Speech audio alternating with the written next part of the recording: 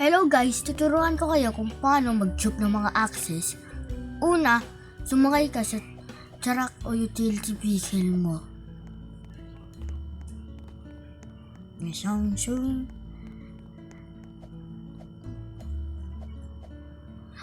sundan mo kung saan ako dumadaan. Dahil pupunta tayong volcano. Yung daan na to, papuntang vulkan o volcano.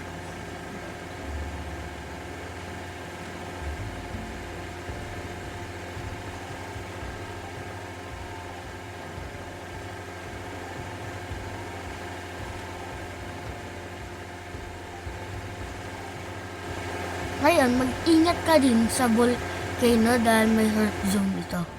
Kung hindi mo alam kung ano yung hurt zone, ito ang zone kung saan ikaw ay mabibigyan ng damage dahil mainit ang volcano.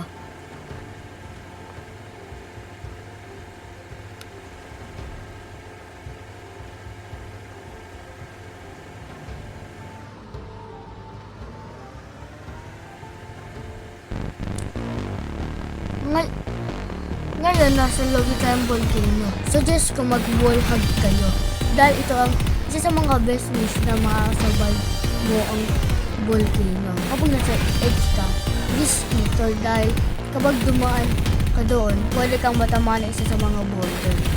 Ngayon, buwaba.